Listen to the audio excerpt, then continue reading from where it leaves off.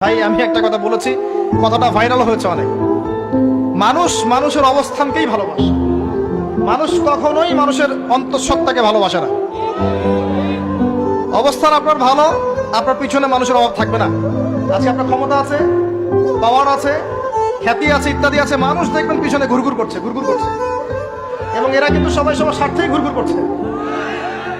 এর বাইরে আল্লাহ পাক কিছু মানুষের মনে আল্লাহর পক্ষ থেকে মহব্বত দেন, এটা আলাদা বিষয়। আপনি মানুষকে সন্তুষ্ট করতে পারবেন না। পরিবার, বাবা মা, ছেলে মেয়ে, বউ বাচ্চা, কাউকে সন্তুষ্ট করতে পারবেন না। 100% আপনি কাউকে সন্তুষ্ট করতে পারবেন না। সারা জীবন করে যাবেন, আপনার বিরুদ্ধে অভিযোগ থেকেই যাবে। শুধু আল্লাহ রাব্বুল আলামিন অপেক্ষা করে বসে আছেন, আপনি কখন তওবা করে তার দিকে ফিরে আসবেন।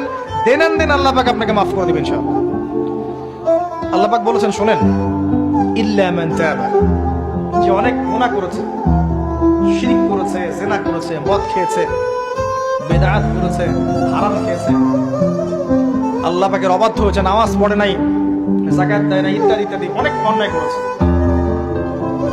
একদিন তওবা করে ফিরে এসেছে। আল্লাহ পাক বলেছেন, ইল্লা মান তাবা, যে ব্যক্তি তওবা করে ফিরে আসলো, ওয়া আমানা, এবং ঈমান নিয়ে আসলো, ওয়া আমিলা আমালান সালিহান, এবং এখন থেকে সৎ আমল করা শুরু করলো, হোক সে নারী বা পুরুষ, যে কেউ, যে কোনো বয়সের, যে কোনো বর্ণের, যে কোনো ভাষার, যে কোনো দেশের, এগুলো কিচ্ছু যায় আসে না আল্লাহ পাকের। ইন্নাল্লাহা লা ইয়ানজুরু ইলা আজসামিকুম ওয়ালা ইলা সুওয়ারিকুম ওয়ালাকিন ইয়ানজুরু ইলা কুলুবিকুম ওয়া আমালিকুম।